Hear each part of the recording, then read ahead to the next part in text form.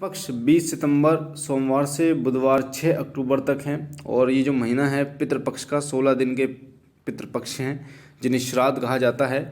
ये बहुत उत्तम महीना है उन लोगों के लिए जो पितरों की साधना करते हैं। ये 16 दिन बहुत उत्तम है उन लोगों के लिए जिनके पितृ नाराज़ हैं, जिनके पितृ दोष उनके घर में है या पितरों का श्राप उनके घर में है। तो पितृ श्राद्ध में अपने पितरों को प्रसन्न कर अपने पितरों की कृपा आप प्राप्त कर सकते हैं। पितरों की कृपा इतनी बड़ी कृपा होती है कि अगर आपके पितृ प्रसन्न हैं तो आपके घर में कोई भी भूत प्रेत बाधा कभी जिंदगी में नहीं घुस सकती। पितरों की शक्ति का अंदाज़ा आप इस चीज़ से लगा सकते हैं कि पितरों के सामने देवता भी नतमस्तक होते हैं। उस घर में देवता भी पितरों की बात मानते हैं और जिस घर में पितृ प्रसन्न होते हैं उस घर में कभी भी नकारात्मक शक्तियां वास नहीं करती। पितरों की ही आज्ञा से कोई अन्य देवता उस घर में प्रवेश होता है, यही पितरों की शक्ति होती है। पितरों की जो शक्ति है वो इतनी प्रबल होती है कि उनकी शक्ति के द्वारा ही आपके घर में एकता का माहौल होता है, आपके घर में शांति होती है, आपके घर में जो बरकत है वो भी पितरों के आशीर्वाद से ही होती है।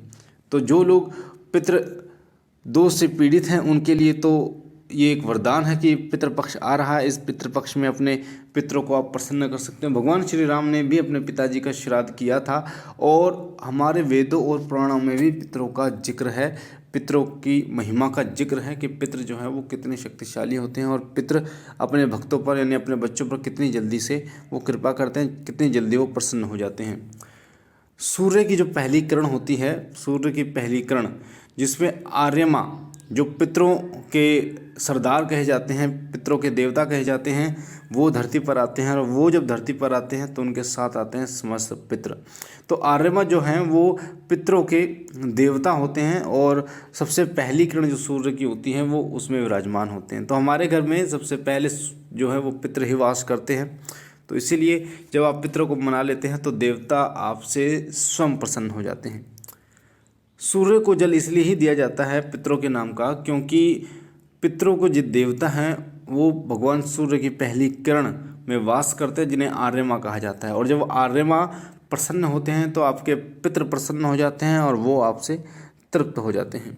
तो पितरों को आप इन 16 दिनों में भरपूर मना सकते हो, पितरों का आशीर्वाद भरपूर आप प्राप्त कर सकते हो। आपको करना क्या है वो मैं आपको बता दूं, जिसके द्वारा आपके जो पितर है वो आपसे प्रसन्न होंगे और पितर आपसे जागृत होंगे। इन पितृपक्ष में पितृ साधना अगर आपने कर ली, पितरों के मंत्र का जाप आपने कर लिया तो पितर आपको दर्शन देंगे, स्वप्न के माध्यम से आपको जताएंगे, आपको अनुभव कराएंगे। और कई ऐसी बातें हैं जिन बातों को आप पूछना चाहते हो अपने पितरों से पर वो आपको नहीं पता, तो वो बातें भी जो गुप्त होती हैं, जो पितरों को ही पता होती हैं, वो बातें भी आपके पितर आपको स्वप्न के माध्यम से जताएंगे, बताएंगे। साथ ही कोई भी ऐसी परेशानी है जो आपके घर में चल रही है उस परेशानी को भी आपके पितरों की कृपा से दूर किया जा सकता है इस पितृपक्ष के समय में। तो 16 दिन के श्राद्ध होते हैं और 16 दिन के श्राद्ध में पितरों की ही सेवा की जाती है। ये दिन पितरों का ही होता है और पितरों के जो देवता हैं वो आर्यमा और साथ ही समस्त पितृ जो है इन 16 दिनों में धरती लोक पर गमन करते हैं। जिस घर के पितृ होते हैं उस घर में वो गमन करते हैं और जाकर देखते हैं कि उनके भोजन की क्या व्यवस्था है, उनके आसन की क्या व्यवस्था है।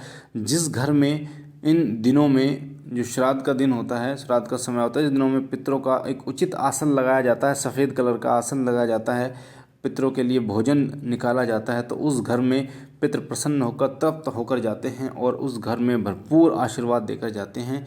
और जिस घर में पितरों का आसन नहीं लगाया जाता, जिस घर में पितरों का आदर नहीं किया जाता, उनका भोग प्रसाद नहीं निकाला जाता, वो घर जो है वो श्रापित कहलाता है। पितर उस पर श्राप देकर जाते हैं क्योंकि वो अतृप्त जाते हैं, उनकी आत्माएं अतृप्त जाती हैं।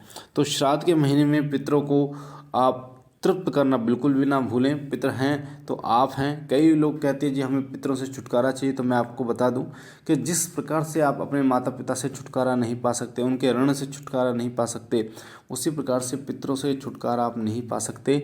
चाहे आप कहीं भी चले जाइए, चाहे आप सत्संग आप पकड़ लीजिए, चाहे आप किसी और देवता को मानना शुरू कर दीजिए, पर पितर आपके कहीं नहीं जाएंगे। पितरों को आपको मनाना ही होगा। आपके घर में अगर ये परंपरा है कि पितरों को मनाया जाता है, पितरों को स्नान कराया जाता है, पितृपक्ष में श्राद्ध किया जाता है, तो आपको उनको मनाना ही होगा। तो आज मैं आपको 2 ऐसे तरीके बताने जा रहा हूँ जिन तरीक़ों से आप अपने पितरों को जागृत कर सकते हो। इन 16 दिनों में आप अपने पितरों को जागृत कर सकते हो। अगर आप पितरों की सेवा करते हो जिस तरीके से मैं बताऊंगा, तो उस तरीके से आप करते हो तो ज़रूर आपके पितर जागृत होते हैं और आपको स्वप्न के माध्यम से दर्शन देते हैं और आपके सवालों के जवाब भी वो देते हैं। तो आपको क्या करना है, आपको करना है जब पितृपक्ष शुरू हो, तो पितृपक्ष जब शुरू होगा तो उससे पहले आपको सफ़ेद वस्त्र, सफ़ेद कुर्ता पजामे आप सिलवा लीजिए। एक सफ़ेद आसन जो पितरों के लिए होगा वो आप ले आइए, और आपको जहाँ आपके पितर अगर आपके घर में विराजमान है तो वहाँ साफ़ सफाई करके गंगा जल छिड़कना है। आपको 16 दिन तक गंगा जल से उनको स्नान कराना है। अगर आपके घर में पितरों का स्थान है और नहीं है तो कोई दिक्कत नहीं है, आप गंगा जल की छींटें सूर्य की तरफ मारकर आप बोल सकते हो कि हे मेरे घर के पितरों, मैं आपको स्नान करा रहा हूँ। तो इस तरीके से आपको बोलकर स्नान कराना है। तो सबसे पहले देसी घी की पितरों के नाम की जोत आपको जलानी है, और 1 मीटर सफ़ेद कपड़ा लाकर अपने घर के जो पितर हैं, अगर आपके घर में स्थान है तो उन पितरों को 1.25 मीटर सफ़ेद कपड़ा है वो उनको पहनाना है, उनको अर्पण करना है। साथ ही उसके ऊपर 11 रुपये रख के वो आपको अर्पण करना है। अगर आपके घर में पितरों का स्थान नहीं है तो एक ऐसे स्थान पर, जैसे पूजा का स्थान है, उसे साफ करके एक स्थान पर एक कोने में वो 1.25 मीटर कपड़ा और 11 रुपये अपने पितरों के नाम के उठाकर आप रख दें। बाद में उस 1.25 मीटर कपड़े को किसी को, पंडित को, ज़रूरतमंद को आप दान दे दें। अगर आप अपने भांजे को या भांजी को दान देते हैं तो सबसे उत्तम रहता है। तो आपको ये करना है सुबह। उसके बाद में सुबह आपको 1 लोटा जल लेना है, उसमें 2 लौंग डालना है और एक आपको डालना है बताशा। 1 लोटा जल, उसमें 2 लौंग और 1 बताशा डालना है। और आपको जो मैं मंत्र बता रहा हूँ 24,016 दिन में मंत्रों का जाप करना है, यानी 15 माला डेली सुबह जाप करनी है। मंत्र क्या है? मंत्र है पितृ गायत्री मंत्र, जो पितरों को बहुत जल्दी प्रसन्न करता है, जागृत करता है। ओम पितृगण विद्महे जगत धारणे धीमहि तन्नो पितरो प्रचोदयात्। ये मंत्र है, आपको आपके वीडियो स्क्रीन पर भी ये मंत्र दिख रहा है। मंत्र है ओम पितृगण विद्महे जगत धारणे धीमहि तन्नो पितरो प्रचोदयात्।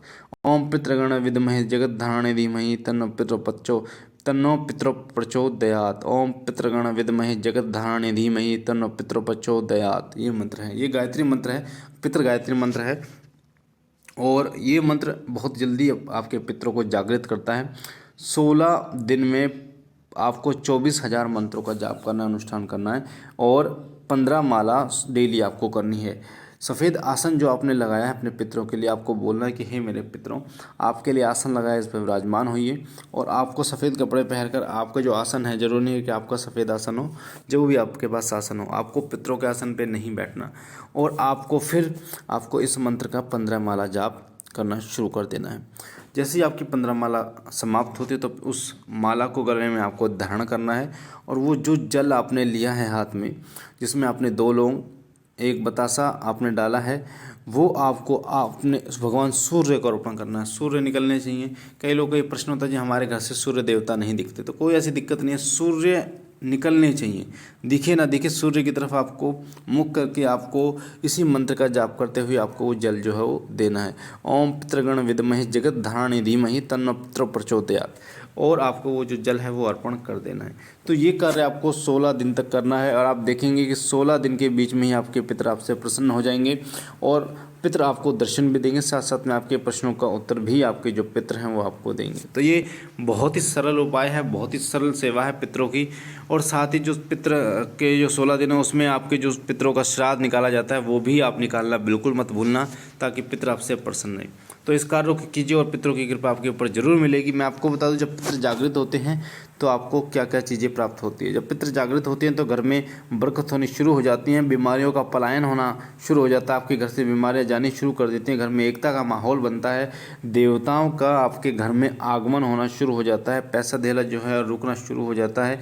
ये दिक्कतें जो हैं, जो आपके जीवन में चल रही हैं, वो दिक्कतें समाप्त हो जाती हैं और एक आपका घर स्वर्ग बन जाता है। तो ये पितरों की ही कृपा आशीर्वाद होता है।